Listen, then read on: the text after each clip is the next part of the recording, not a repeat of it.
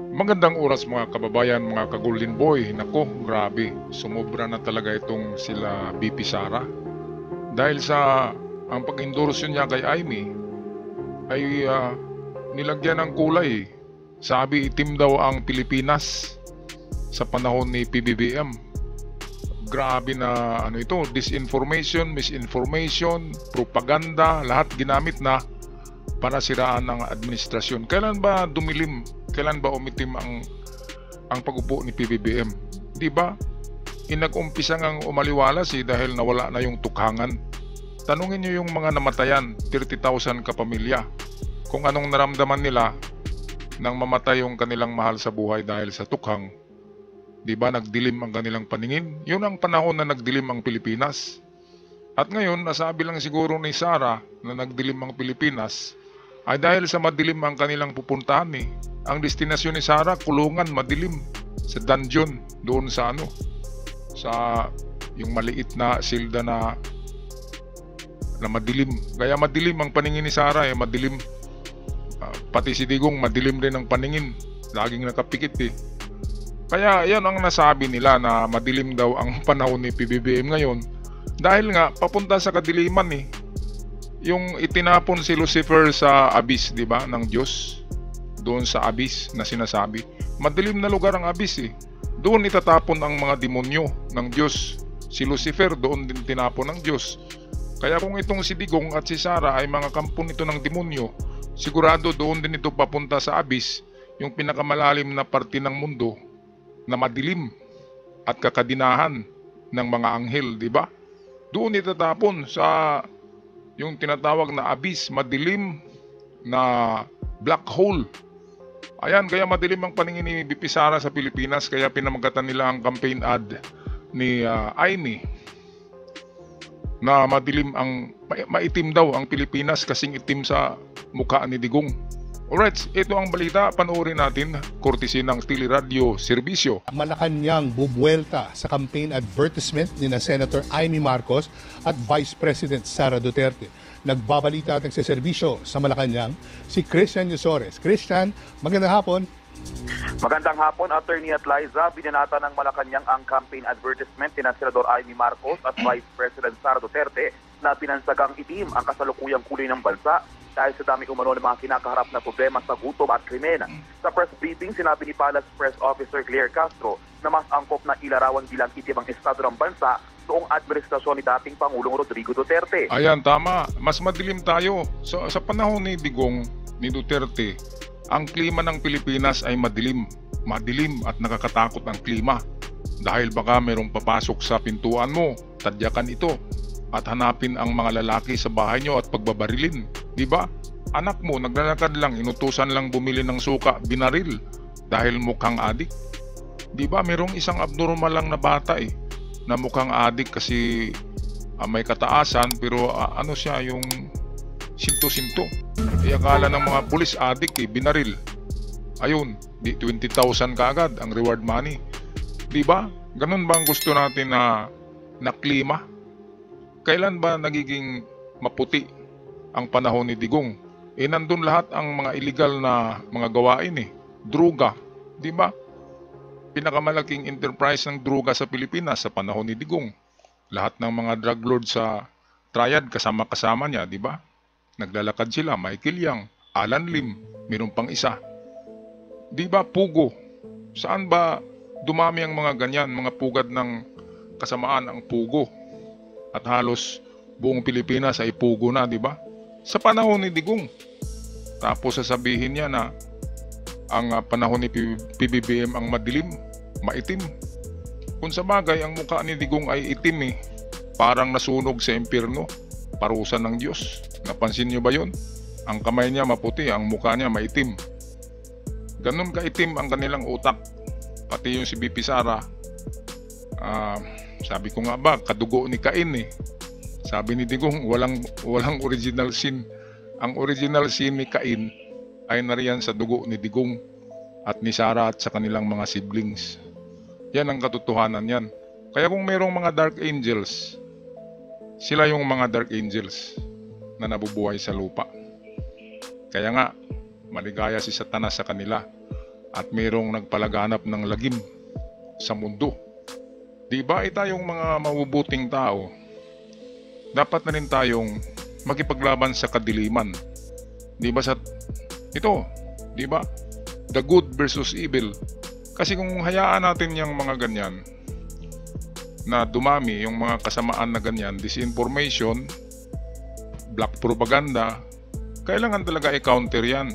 Kailangan merong mga vlogger. Hindi ako nagsasalita ng masama noon eh.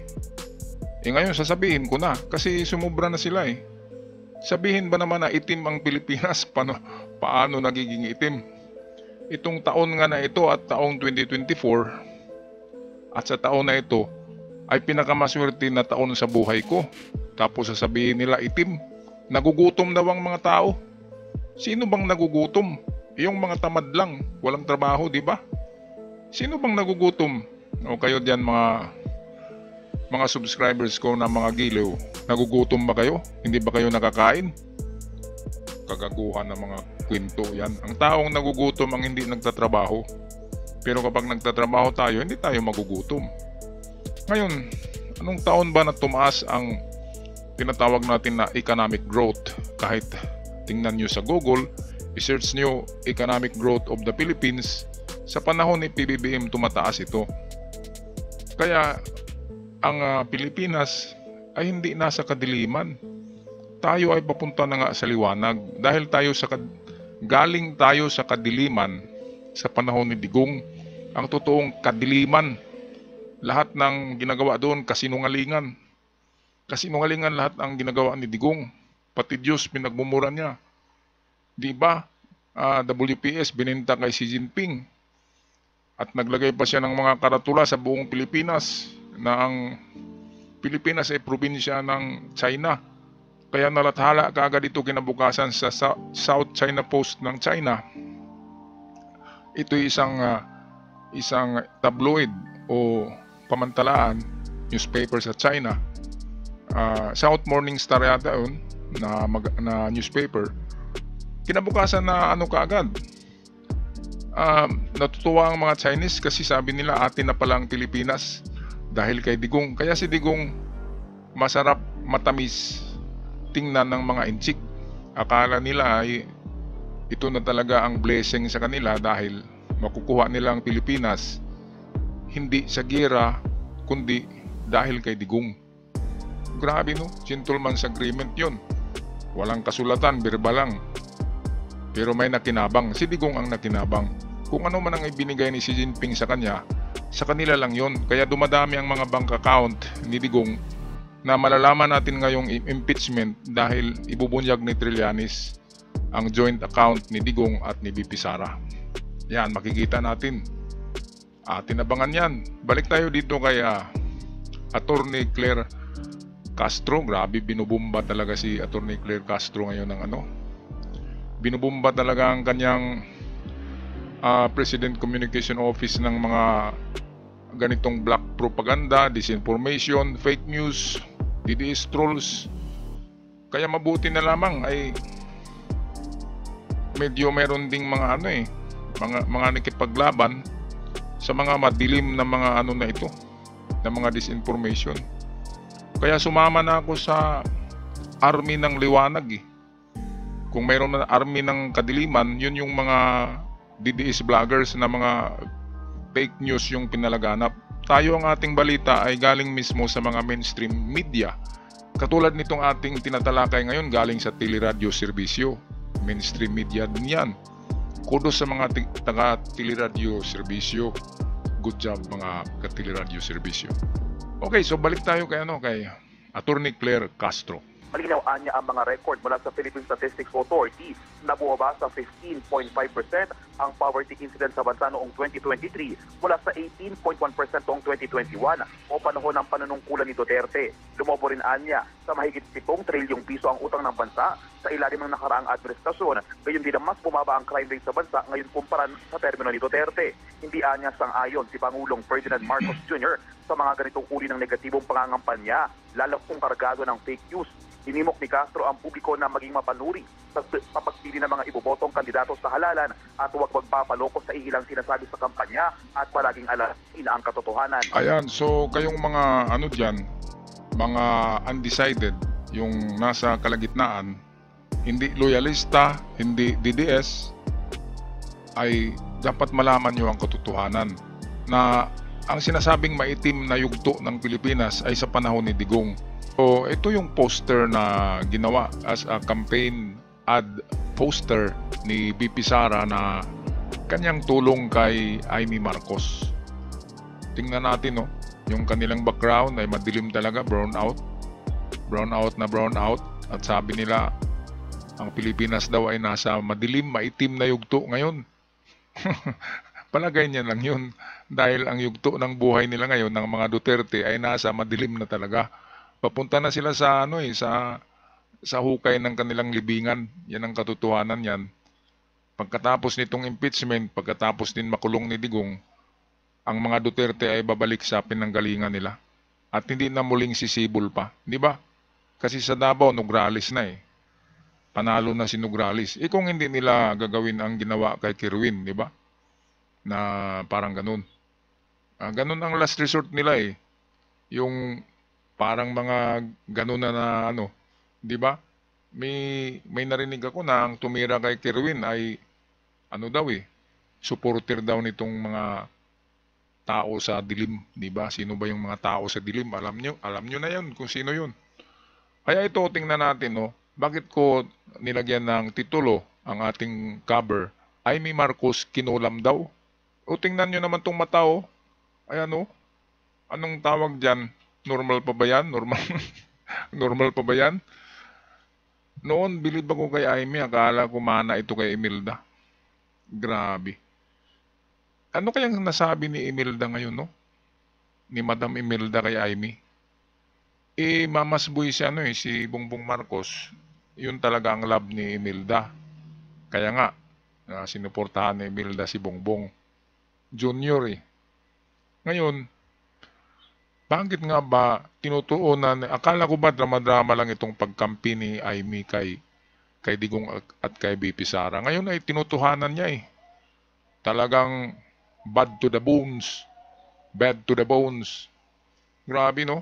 Tinalikuran niya ang alyansa, tinalikuran niya ang kanyang kapatid, tinalikuran niya ang kanyang ina, si Imelda Marcos. Grabe. Ano bang nakain ni Amy? Kaya nga, ang title ko ay Amy Marcos kinulam eh. Kinulam ba ito? Mukhang kinulam ba yan? Ay parang wala sa isip eh. Nandilat yung mata, oh. Grabe. Baka may lahing mangkukulam tong si BP Sara. Baka nasaniba na ito ng espiritu ng mga ng mga Nephilim, di ba? Mga espiritu ng kadiliman. Yung mga dark angels baka pumasok na. Kaya yung kanyang isip palaging dark eh, palaging itim. Meron bang first time in the history of the Philippines na mayroong nagpalabas ng itim na poster, di ba? Imbis na yung kulay ng inyong poster ay maaliwalas, kulay blue, kulay green, kulay freshness, di ba? Environment. Madilim eh. Dapat doon sila sa planet Pluto. Tama. Sa planetang Pluto dapat tatakbo si BP Sara na presidente at si Digong, di ba? Doon sila kasi madilim ang gusto nila eh. Ngayon, hindi na mananalo pa si Sara pagka-presidente. Kaya ito pala ang deal. Ayon sa narinig ko sa Puting Diwindi, ay si Amy Marcos ang tatakbo sa 2028 at back up siya ni BP Sara para manalo. Kasi si BP Sara ay ma-impeach naman ito sigurado. Kaya hindi na makatakbo pagka-presidente. Ngayon, sino bang pwede? Si Amy Marcos na lang. Di ba sa kampo nila BP Sara, si Amy Marcos ang presidente sa 2028. At kapag nanalo yan, automatic vice president hindi na pala, na-impeach na eh. Automatic, baka vice president ang isa sa mga sibling ni BP Sara. Kung manalo si Amy Marcos. Pero paano manalo yan? Alam natin, taksil eh. Taksil sa dugo nila. Taksil sa alyansa. Taksil sa Senado. Taksil sa gobyerno. taksil sa mga loyalista. Grabe, binoto pa naman ito ng mga loyalista, no? Dahil sa Marcos nga siya eh. Ngayon ay pumunta sa mga Duterte. Grabe, grabing pagtataksil. Anyway, wala tayong magawa sa kanya yan. Yan ay disposisyon niya. So, pagbigyan natin. Pagbigyan natin kung hanggang saan yan. Anyway, June, July, impeachment na ni BP Sara eh. Makikita na natin yung bilyones na account nila sa mga bangko na mga illegal. At nakita nyo naman, di ba, napakaraming kasalanan ni Digong, kaya dapat lang siyang makulong, di ba? Ngayon, nasabi ni Sara na itim ang Pilipinas kasi ngayon itim ang kanilang paningin dahil sa napakalaking problema. Umiitim na, pati mata niya umiitim na eh. Kaya dahil yan sa napakalaking problema nila. Problema nila yan kasi pati yung mga pera nila sa mga bangko ay bubuksan na yan ngayong impeachment. Kaya mabibisto talaga, merong mabibisto. Dahil sa mga kalukuhan na ginagawa. Niluluko ang Pilipinas eh. 7 trillion ang utang ni Digong mismo sa kanyang administrasyon, hindi kasama yung mga nauunang presidente. Kahit na tagpi-tagpiin ang lahat ng utang ng 7 presidente na dumaan, ay kay Digong pa rin ang pinakamataas. Tagpi-tagpiin nyo kay PBBM 1 trillion lang mahigit eh. Kay Pinoy ay nasa 2 million, Gloria Arroyo, kung sino-sino man yun. Kapag tagpi-tagpiin yun, umabot lang ng 6 trillion. 6 trillion pesos lang, hindi umabot ng 7 trillion. 7 presidente yan, pero sa panahon ni Digong, 7 trillion mismo ang inutang niya. Dahil yun sa Parmali, yung mga gamit sa COVID at COVID vaccine, binili yun sa China. At ang nagbinta niyan ay si Michael Lim, Alan Lim, at Michael Yang. Yan ay mga membro daw yan ng triad ayon kay Trillanes. At hindi lang mga yan sa COVID. Ang nag-produce din ng napakalaking tunituniladang druga sa Pilipinas ay sila rin. Kaya tinatawag nga na Mafia Boys ang mga yan eh. The Mafia Boys of Davao. Nako, grabe. Tapos, itong mga DDS hindi talaga madilat ang kanilang mata. Hindi mabuksan ang utak kasi ang utak nila sarado. Kasing laki lang ng munggo ang utak ng mga DDS supporter ni Digong. Ang utak ay parang munggo lang ang laki. Kaya hindi nila maintindihan ang nangyayari. Ngayon, ipaglalaban pa nila yung taong kampo ng demonyo. Bakit ipaglalaban mo yun? Bakit magiging idol mo? Diba?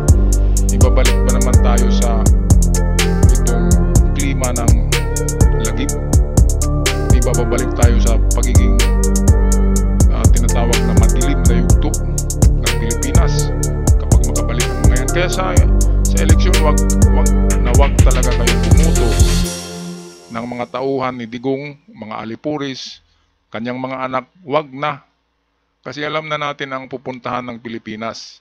Balik na naman tayo sa China, balik na naman tayo sa druga, balik na naman tayo sa pugo, at balik naman tayo sa kasinungalingan. Balik pa sa NPA, di ba? Kasi si Digong, sinasabi niya NPA siya eh. At ang Malacanang daw ay kalahati niyan ay sa NPA, sabi niya. Grabing tao yan. So eto, pakinggan natin si Atty. Claire Castro dito. Pag sinabi man natin na itim ngayon ang kulay, mas madidescribe siguro natin nung nakaraang administrasyon na sobrang itim at ngayon ay papaliwanag sa panahon Totoo. ng kasalukuyang administrasyon. Hindi man ganun pakaputi, pero patungo na doon. Tama. Sobrang itim ang panahon ng administrasyon ni Digong. Kasing itim ng kanyang budhi, kasing itim ng kanyang mukha, ng kanyang balat. Di ba? Grabe. Walang hiya. Pati ba naman Diyos ay pinagsalitaan ng selfie-selfie. Mag-selfie daw ang Diyos kasama yung mga tao at ipakita sa kanya kung totoong merong Diyos. Kung tiningnan ko nga sa Google yung sinisearch ko yung Digong versus God, ay nako, sa labas ng bansa pala grabe. Famous pala yung pahayag niya na yun na-publish yun sa mga BBC News, sa CNN, lahat ng mga mainstream media sa labas. Na-publish pala yung nagsabi siya na stupid ang God. Kaya nga ginawa ko ang video na yung stupid ang God kanina. Yung last video natin ay Ang pamagat, ang tanging taong nagsabi na stupid ang Diyos. Sa buong mundo sa World Guinness Book of Records yan, na sinabi ni Digong na stupido ang Diyos. Grabe talaga na tao yan. Pwede lang naman siguro sabihin na ang Diyos ay itong nagagalit. Pero sabihin mo na stupido. Grabe. Meron pa bang sa Diyos? Mas mataas pa? Bakit sabihin na stupido ang Diyos? Kaya nga yung karma ni Digong, mga kababayan, hindi lang siya ang makatikim niyan. Makatikim ang kanyang mga anak, makatikim ang kanyang mga apo, hanggang sa ika-100 na henerasyon ng katulad ng henerasyon ni Cain, di ba? Ilang milyon years na ang henerasyon ni Cain. Galing kay Cain ay nagpasapasa ang kanyang dugo. At hanggang ngayon ang kanyang dugo ay pinagsalinsalin pa. Hanggang ang dugo niya ay nandiyan na sa dugo nila Digong ng mga Duterte. Yan ay dugo ni Cain, pinakamasamang anak ni Adam and Eve. At yung mga mabubuting angkan ni Adam and Eve, at tayo yun, yung mga taong nagipaglaban sa kadiliman. Alright, anong masasabi nyo dito, mga kababayan, tungkol sa political ads ni VP Sara at ni Amy Marcos? Parang nakulam si Amy Marcos, sinandilat yung mata niya sa poster. Kaya nga ang pamagat ko ay kinulam si Amy. Anong nangyari sa babaeng ito? Nakalimutan niya yatang Marcos siya Grabe ang pinaglaban ng kanyang ama. Tapos ngayon doon pa siya pumanig sa kalaban ng kanyang ama. Grabe. Taksil, no? Dugo rin pala ni Cain. Tama tayo. Ang mga dugo ni Cain, magsama-sama talaga yan. Kasi birds with the same feather will flock together. So kung ang dugo nila ay kay Cain, doon nga sila, di ba? Si Harry Roque, dugong Cain. Si Bato de la Rosa, dugong Cain. Bungo, dugong Cain. Kung sino man yung nandun sa kanilang partido, mga dugong Cain yan. Anong masasabi niyo, mga kababayan? Pag-i-comment sa ating comment section. At sa mga bago pa lamang nakabisita, huwag niyong kalimutan i-subscribe para palagi tayong updated sa mga bagong uploads. Hanggang sa muli, paalam, God bless the Philippines.